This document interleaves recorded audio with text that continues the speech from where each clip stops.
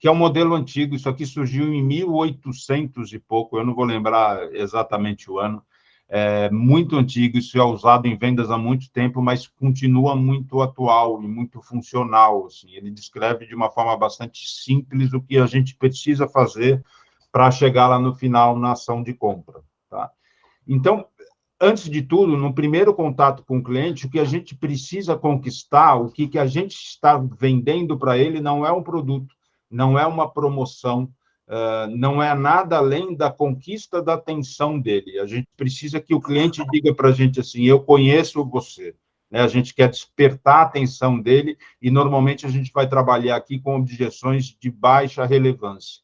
Um exemplo muito bom para evidenciar essa necessidade de começar conquistando a atenção do cliente é quando a gente está no shopping, por exemplo, a gente chega numa loja, para na frente da vitrine para ver algum produto que interessou por algum motivo para a gente percebe aquele vulto chegando, a gente já sabe que é o vendedor, e a gente já tem em mente exatamente a pergunta que ele vai fazer, e a gente também já tem uma resposta pronta para dar para ele. Né?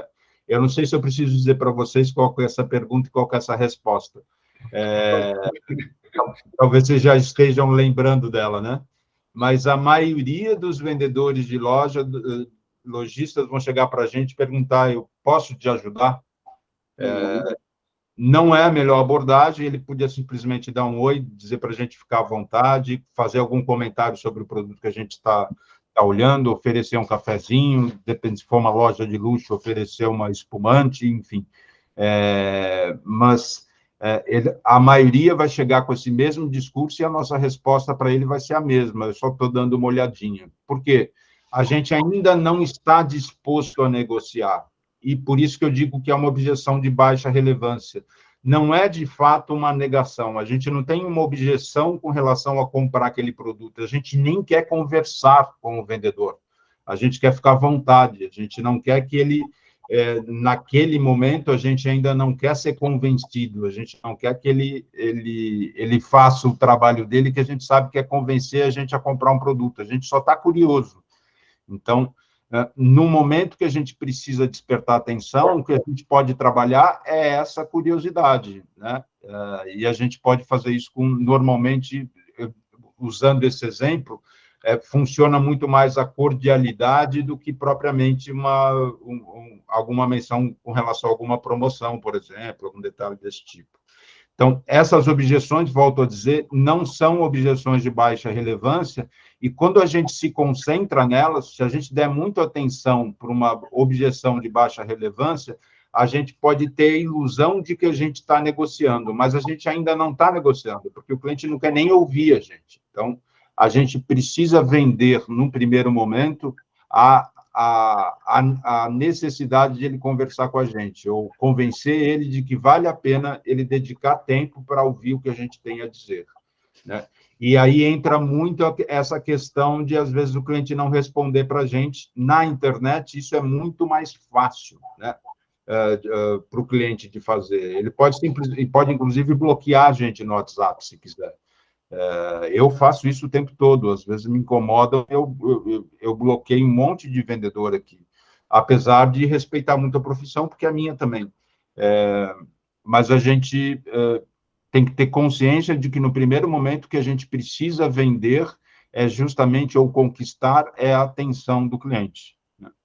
Depois de que a gente passa dessa etapa, depois que o cliente resolve ouvir a gente, pelo menos ele ainda não está propriamente com interesse. Ele fala, tá, tudo bem, deixa eu ouvir o que essa pessoa tem a me dizer. Né? Aí eu vou precisar despertar o interesse dele. Quer dizer, a gente precisa fazer com que o cliente diga, tá, eu gosto disso, um pouquinho ou menos eu gosto. Não é que eu estou com uma vontade louca de ter o seu produto, mas eu gostei do que eu vi, está começando a ficar interessante. Né? É essa que é a fase seguinte que a gente precisa trabalhar.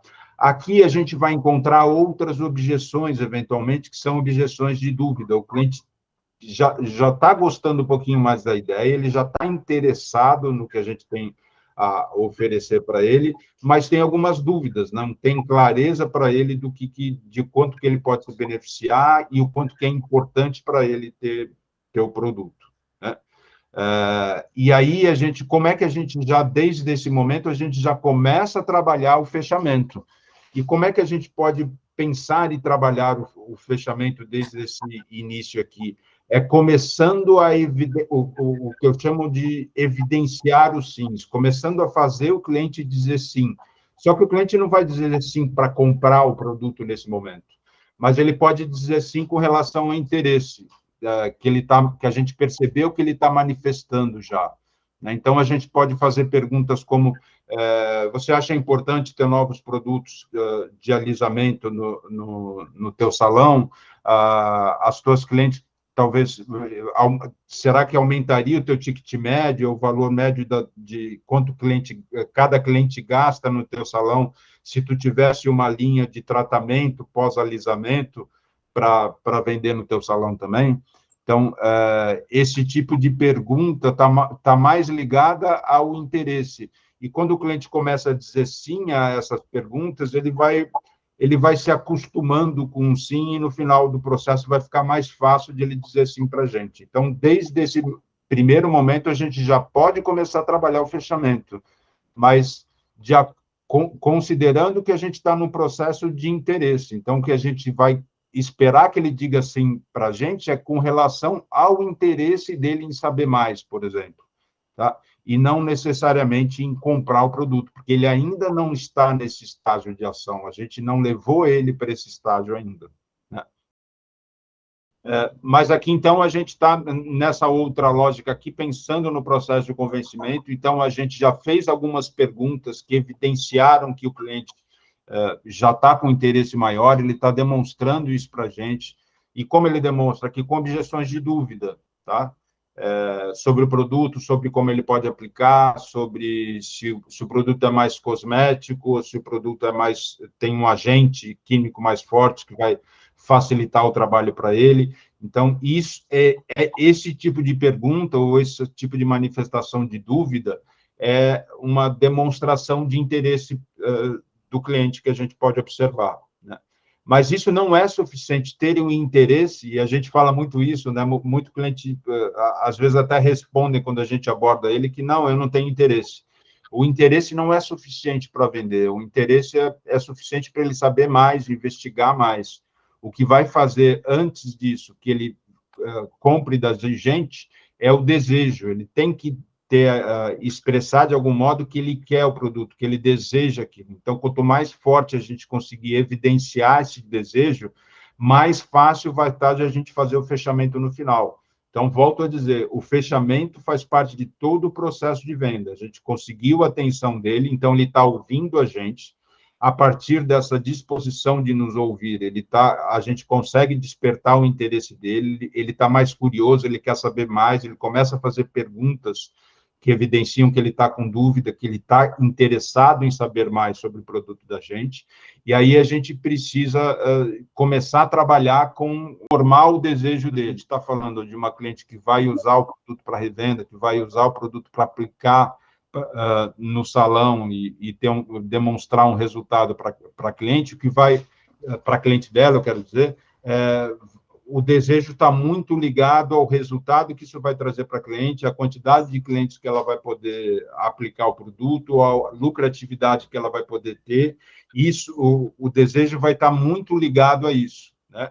E aí a gente, eventualmente, pode se deparar aqui com objeções que demonstram receio. A pessoa já está um pouquinho, já está desejando o produto, mas, eventualmente, ela tem algum receio com relação, por exemplo, talvez ela não conheça a empresa, ela não tem uma referência de qualidade, ou ela não tem segurança de que ela vai conseguir aplicar o produto dela com eficiência. Perfeito, gente. Então, aqui a gente precisa despertar o desejo, né? A gente precisa ter uma evidência de que a cliente, de fato, está desejando ter aquele produto de uma forma mais intensa. E quanto mais intenso isso estiver, mais fácil vai estar de a gente lá no final fazer o fechamento. Se a gente não tem esse interesse, se a gente não tem esse desejo, e a gente for tentar fechar, a dificuldade é muito grande, porque a gente não fez esse processo. Então, daí a importância de entender o AIDA, né? Que é atenção, interesse, desejo e, no final, a ação. A ação de compra é uma consequência do interesse, do desejo de ela ter dado atenção para a gente, né? E aqui a gente vai ter objeções que demonstram esse receio, e aí essas objeções são as que a gente precisa dar mais atenção, tá? E elas demonstram, e é importante também a gente ter a observação de que objeção não é um problema, é uma ferramenta que o vendedor trabalha para fechar negócio. Aqui a gente tem objeção de baixa relevância que a gente tem que superar rapidamente. Aqui a gente tem objeções de dúvida que demonstram que falta o cliente compreender para ele poder comprar o produto. Aqui a gente tem objeções de receio que demonstram para a gente problemas mais sérios ou barreiras mais fortes para o cliente comprar da gente e a gente precisa superar. Então, todas as objeções a gente trabalha como uma ferramenta, não como um impedimento propriamente. A gente precisa delas para poder reverter esses impedimentos e fechar o negócio, né? E depois que a gente tem desejo, e é importante, no caso do produto de vocês, isso talvez não fique tão evidente, tão expresso, né? Mas se a gente pensar, por exemplo, em algo mais, por exemplo, numa viagem de férias, alguém que venda pacotes de viagem, esse desejo pode ser construído de uma forma mais lúdica, né? Pode ser muito mais bem trabalhado, no sentido de criar no cliente a imagem dele numa praia paradisíaca, passeando, vivendo com a família, tendo momentos alegres, enfim, esse desejo pode ser evidenciado de uma forma, volto a dizer, mais lúdica e mais convincente até, de certo aspecto, né? Aqui, no nosso caso, esse desejo vai estar mais ligado ao resultado que ela pode ter com o nosso produto, em termos de lucro, em termos de satisfação da cliente dela, em termos de praticidade e rapidez, para ela também aumentar a produtividade dela e conseguir atender mais clientes no mesmo tempo, por exemplo, que é importante para a cabeleireira também, né? É um pouco diferente, mas o desejo continua sendo importante aqui, né?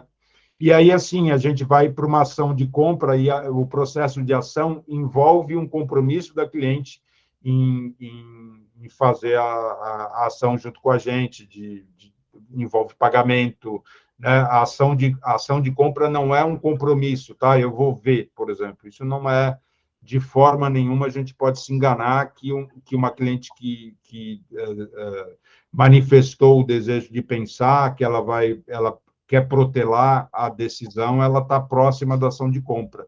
Muitas vezes, a protelação é uma desculpa para não comprar, e o brasileiro tem muito isso, né? A gente faz muito isso, a gente tem dificuldade de ser objetivo e direto. Eu não sei se vocês conhecem alguém que, por exemplo, ou se já foram para Portugal. Quando um brasileiro chega em Portugal, ele se sente mal, às vezes, porque ele acha que o português é muito grosso, né? Porque ele diz as coisas para você. Se ele achar que teu cabelo não está legal, ele diz. Ele não dá a volta para dizer as coisas, né? A gente tem o hábito de dar uma volta enorme para dizer as coisas. A gente não quer negar as coisas para as outras pessoas. A gente tem uma cultura muito forte de que isso não é legal de fazer. Então, muitas vezes, a gente está diante de uma desculpa para não comprar e a gente precisa, no momento final da negociação, buscar identificar isso. Quer dizer, se a cliente não está fechando agora, ela precisa, de fato, ver algum detalhe ou ela só está, num bom português, enrolando a gente, né? É importante ter essa observação, até pensando naquilo que a gente falava antes, né? Para saber até que ponto vale a pena a gente insistir com esse cliente, ligando de novo, fazendo novos contatos, ou se é melhor partir para outro cliente, tá? A gente pode falar mais sobre isso no futuro. Aqui a gente tem objeções de resistência ou mal trabalhadas no processo. Então, se a gente faltou, a gente resolver alguma objeção de dúvida ou de receio aqui no começo, eventualmente isso vai se manifestar aqui, e aí o fechamento fica mais difícil. Desculpa. Então, assim, a gente às vezes vê um vendedor com muita habilidade, muita experiência fechar um negócio, e a venda acontece naturalmente, ele começa aqui a fazer esse processo todo, e no final o cliente compra sem resistência nenhuma, sem manifestar objeção, não é que esse cliente eventualmente está mais fácil, é porque ele fez tudo isso daqui muito bem feito e muito direitinho, tá? Então, aqui ele resolveu as objeções de dúvida, aqui as de receio. Quando chega aqui, não tem objeção. Aqui ele já evidenciou os sims, ele sabe que o cliente está interessado. Aqui ele também já fez a mesma coisa no processo, ele fez perguntas que demonstraram, que fez a cliente demonstrar que ela está desejosa do produto, e quando chega aqui no final, fica mais fácil de fechar, né?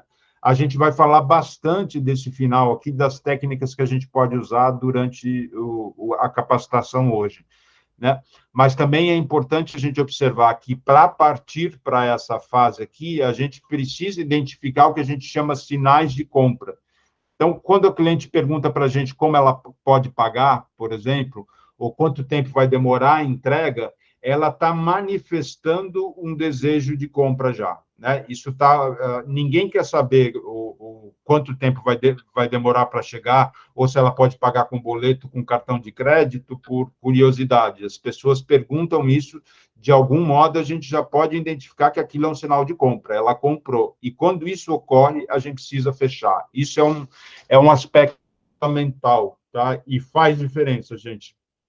Eu percebi isso logo no começo da minha carreira. Eu tinha 20 e poucos anos e trabalhava vendendo há pouco tempo. Eu tinha tido um treinamento recente e o meu gerente, naquela época, a gente vendia pessoalmente, né? A gente ia nos lugares, isso foi em 90 e pouco.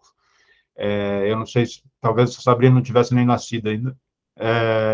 Mas naquele momento o gerente foi acompanhar, se fazia muito isso, o gerente foi comigo para fazer a venda. Eu sempre tive muita facilidade de demonstrar o produto, de falar como ele era, das características, dos benefícios, né, de encher os olhos do cliente falando do produto. Isso, desde o início, foi fácil para mim, mas fechar era uma dificuldade. E aí eu comecei a falar do produto, mostrar para o cliente, a cliente fez um monte de perguntas, o processo estava indo muito bem, e daí, de repente, o cliente começou a me chutar por debaixo da mesa.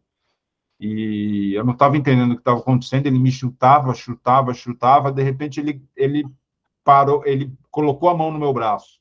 No momento que ele colocou a mão no meu braço, eu parei de falar. Foi a primeira coisa, uma das coisas que eu aprendi naquele dia. Quando você bota a mão em alguém, a pessoa para de falar. E daí ele simplesmente, a gente já tinha isso, essa técnica a gente já tinha desenvolvido, ele tinha que assinar o contrato, o cliente, e eu já tinha preenchido os dados do cliente, esse processo eu já tinha feito, que faz parte do fechamento, né? Daí meu gerente simplesmente pegou o contrato, colocou na frente do cliente, virado para o cliente, deu uma caneta para o cliente e não falou nada. O cliente pegou e assinou. Daí a gente saiu de lá, e o gerente veio falar para mim assim: olha, Paulo, a cliente já tinha comprado, eu acho que fazia pelo menos uma meia hora, e tu estava insistindo, falando, se tu continuasse falando, tu ia acabar falando uma besteira e a cliente ia desistir. Eu comecei a te chutar para ver se você se tocava, se você não se tocou, eu entreguei o contrato para ela. Por quê? Porque ela tinha dado esse sinal de compra. Quando a cliente dá o sinal de compra, a gente precisa fazer o fechamento. Não é, e muitas vezes, quando a gente não tem essa clareza de que a gente tem um sinal de compra diante da gente, a gente continua insistindo, falando outros detalhes e perde a oportunidade de fechar. Então, perguntou o preço, já no final, depois de ter as informações, perguntou quanto tempo vai demorar para entregar, perguntou se ela pode pagar em boleto, em parcelas, ou se ela tem que pagar no cartão de crédito. Essas manifestações implicam um sinal de compra, eventualmente a gente, dependendo do estágio que tiver, a gente precisa fazer alguma pergunta para confirmar isso, perguntar se, por exemplo, se tem mais alguma dúvida. Se ela disser que não tenho mais dúvida, aí tem que partir para o fechamento. A gente não pode perder essa oportunidade, até porque a gente vai perder tempo, gastar um tempo que a gente podia estar falando com outro cliente.